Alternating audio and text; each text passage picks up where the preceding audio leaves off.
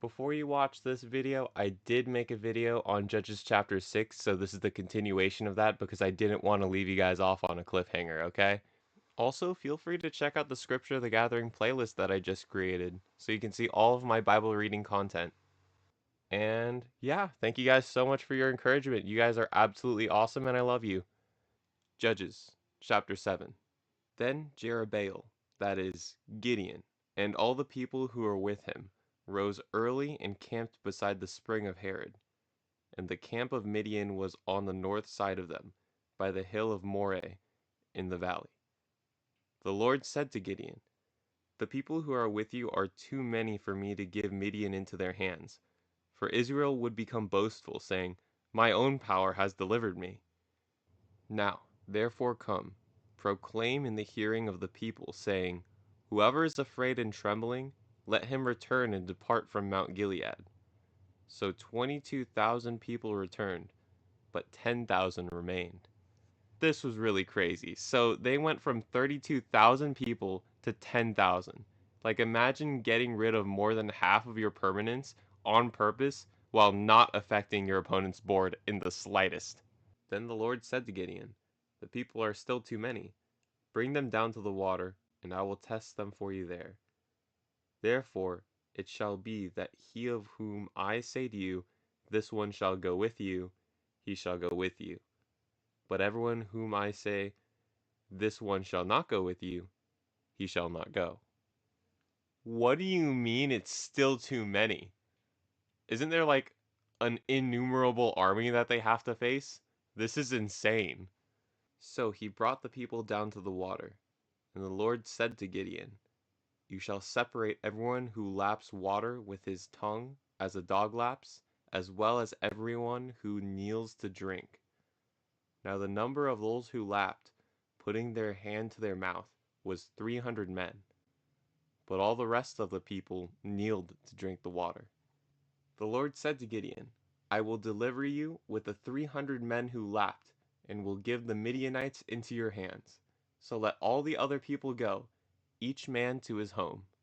So now there's only 300 of them left. But, any creature token can be overpowered with the right equipment. So hopefully they're going to get some awesome like swords, maybe some spears, something along those lines to help them. So the 300 men took the people's provisions and their trumpets into their hands. Bruh. And Gideon sent all the other men of Israel, each to his tent, but retained the 300 men. And the camp of Midian was below him in the valley. Now the same night it came about that the Lord said to him, "Arise, go down against the camp, for I have given it into your hands.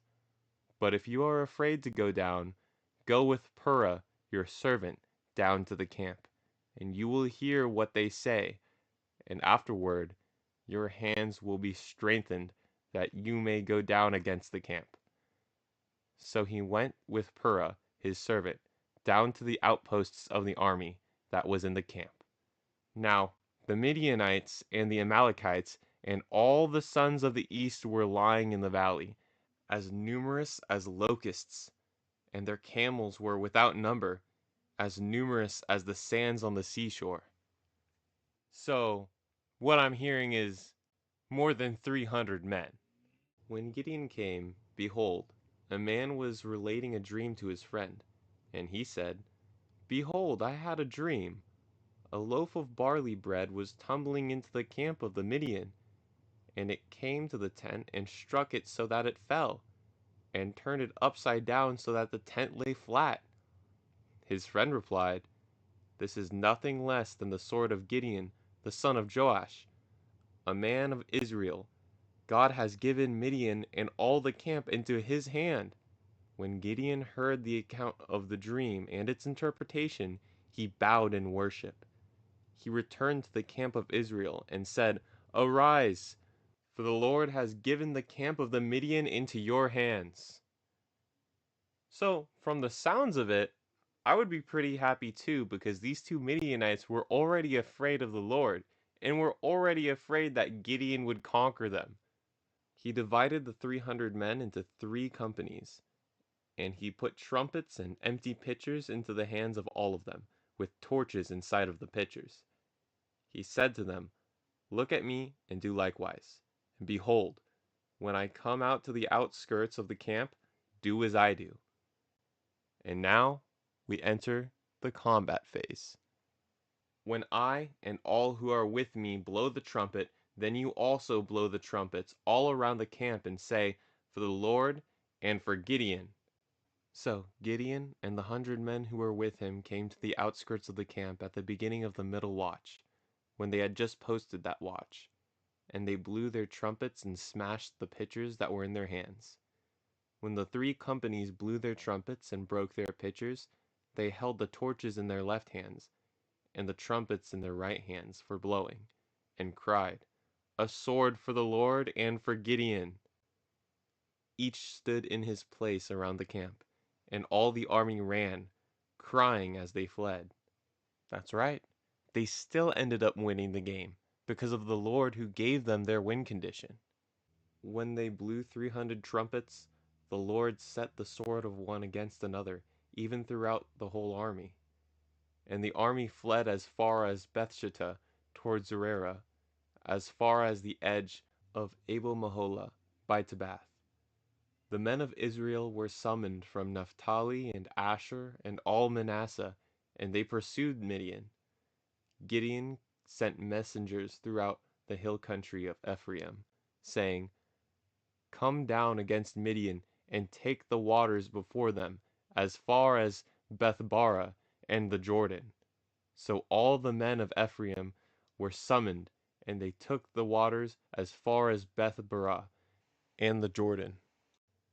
They captured the 2 leaders of Midian, Oreb and Zeb, and they killed Oreb at the rock of Oreb, and they killed Zeb at the winepress of Zeb, while they pursued the Midian. And they brought the heads of Oreb and Zeb to Gideon from across the Jordan. Hopefully this story finds you in a place where you need encouragement. Just knowing that no matter what your odds are, God is stronger than it and he can give you victory, it sort of helps. It's good to know that someone like that's on your side. Anyways, have a God blessed day. Thank you to each and every one of you.